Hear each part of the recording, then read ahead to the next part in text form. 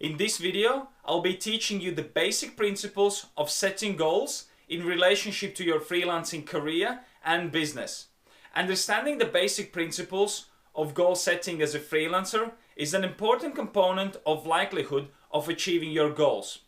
We'll go through step-by-step discussion on how to set your goals to increase your productivity, thus helping you to speed up the success in freelancing. This video is also part of 7-day challenge sheet series, so at the end of this video I will be giving away personalized challenge sheet so you can start to execute towards your goals.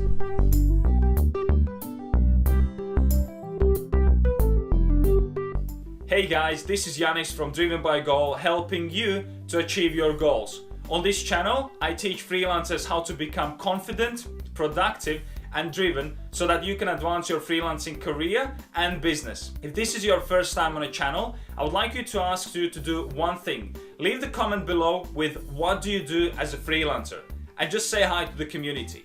I believe that every one of us knows the importance of setting goals in different areas of our lives. That's why every new year, a lot of people are spending a couple of hours jotting down their New Year's resolutions in hope that the upcoming year will be a little bit better than the previous one. Yet, before month of January ends, a lot of us have already surrendered and are back in our old routines, habits, and rituals. What's funny is that we claim that we believe that goal setting is important, but how many of us are actually taking our time and writing our goals down? And more importantly, how many of us are actually taking necessary action steps in order to achieve our goals? Setting goals takes an extra importance once you are a freelancer. It usually accomplishes two things. First, setting goals will help you to avoid procrastination. And second, you're gonna get a lot more done compared to if you only work at what's important at the moment. Indeed, setting goals as a freelancer is critical to achieve success in career and business.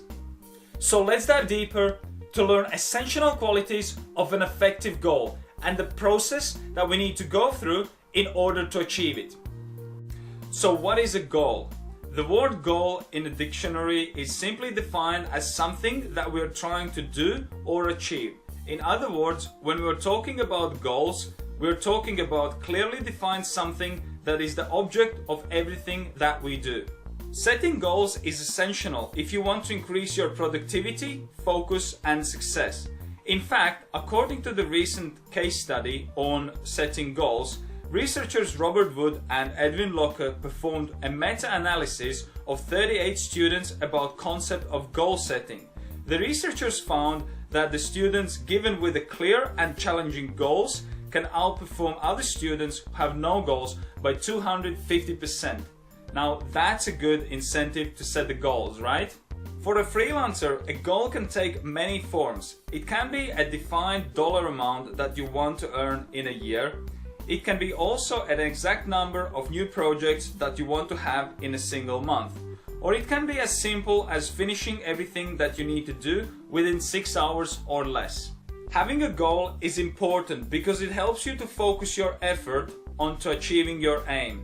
You can easily evaluate the distance that you still need to go, the resources that you need, and the people that can help you to accomplish your goal. However, without a clear goal, a freelancer is bound to jump from one project to another and still fail to go to the next level of his career or business. To set goals that will help you to succeed in freelancing, we first need to look at different qualities and characteristics of what makes an effective goal. See, you can't just set a haphazard goal and hope to heaven that you will achieve it. So let's cut down the chase. What makes an effective goal? And to answer this question, I will use a familiar acronyms of SMART goal. Number one, your goal must be specific. The goal is specific if you can describe it in simple terms and leave nothing for imagination. For instance, if you set a goal and you say, I want to become successful in freelancing, then that is not specific. I mean, how can you achieve it? And what does successful means for you? It might mean something different for some other person. So this leaves too many questions on the table and it's not specific. On the other hand, you can say, my goal is to get 3 new freelancing clients this month. Then we can see what you're trying to achieve, and you can add, if I'm gonna get 3 new freelancing clients this month, I'll consider as being successful. Number 2, your goal must be measurable. I don't know who said that, but somebody said, what gets measured gets done. And that is so true, because it's so much easier to go towards your goals and to strive for it if you know exactly when your goal is going to be achieved, rather than when you're just going ahead and trying to achieve something where you don't know exact destination. So don't say, my goal is to make a lot of money in freelancing, because that is not specific. And how can you measure a lot of money? Instead, say, my goal is to make £2,000 a month while freelancing. This makes a goal specific and in the same time measurable. Number 3, your goals must be attainable. Now, it's one thing to set big and challenging goals. I encourage everyone to set big and challenging goals, because those goals help you to grow and develop your skills, your skill set, and yourselves. But it's something else if you set up goals that are impossible for you to achieve, that you know you don't have a chance of achieving them. All you're gonna do with that kind of goals is you're gonna set yourself up for a failure.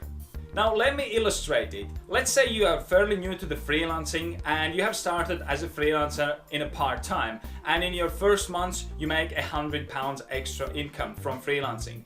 Then the second month comes and you make £200 extra, and you think, okay, this is fairly good. I'm gonna go all in, I'm gonna go full-time, and I'm gonna set my goal at £10,000 a month. Now, I don't want to disencourage you and say don't strive for big goals, because I'm always passionate about thinking big, achieving a lot, and so forth. But in the situation as I described it, it's probably more likely than it's not gonna happen. And the problem with setting too high goals is that it will become disencouraging if you won't achieve it. You're gonna feel very, very down, and that can affect your future goal setting. So by setting your bar consequently a little bit higher, you can achieve more by achieving it over the time, rather than doing a big jumps and then falling way behind. Number 4, your goal must be relevant. In order for your goal to be relevant, it has to be in line with your ultimate future vision, which means, let's say you have decided you want to build a freelance writing career and you want to focus on blog writing. Therefore, all the actions or other goals that you set should be in line with your ultimate vision that further hones your blog writing skills. Writing a great headlines, learning SEO and emotional writing are the great skills and goals that would contribute to your ultimate vision of becoming a great blog writer. However, it would be relevant for you to set goals related to web development, social media marketing, or any other skills. The main thing to remember is that to make sure that your goals are in line with your ultimate vision. And when they are, they're gonna be easy to work on and easy to achieve. Number 5, your goal must be time-bound. Your goal is time-bound when the deadline is attached to it. Someday is not a date, and later cannot be found on a clock. So you must make sure that your goal has got a deadline. So for an instance, you could say, my goal is to make £2,000 of freelancing income by end of July 2017. These are simple yet powerful techniques that will help you to achieve your goals, get your more projects done, make more money, and build stronger freelancing career. I hope that when you take these techniques away, you can apply them to your current goals, and maybe you can see the reasons why you haven't achieved some of your goals. Maybe some of the goals that you have been set, they are irrelevant and they're not in line with your future vision, and you don't see yourself doing them, and that's the reason why you haven't achieved them. So you have to remove them goals and you have to set the new ones. Or maybe your goal wasn't specific enough, or maybe it wasn't time-bound, and that's the reason why you haven't achieved it. So use these techniques to refine your goals and make sure that you can achieve them in the future. To help you take a further action, I have prepared a 7-day challenge sheet that you can use as a guide to help you to set your goals for your freelancing business.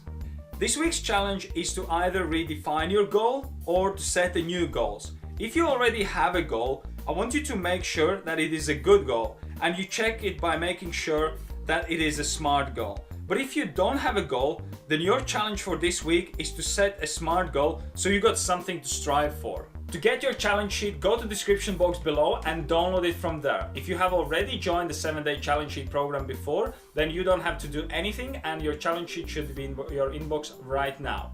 If you're a freelancer and if you don't want to miss any upcoming episodes where I share the content about freelancing, make sure you subscribe to my YouTube channel. This was me, Janis from Driven by Goal, helping you to achieve your goals. And I'll see you guys in the next episode. Bye. In this episode, I'll be talking about the basic principles of freelancing and how that can, I don't know what.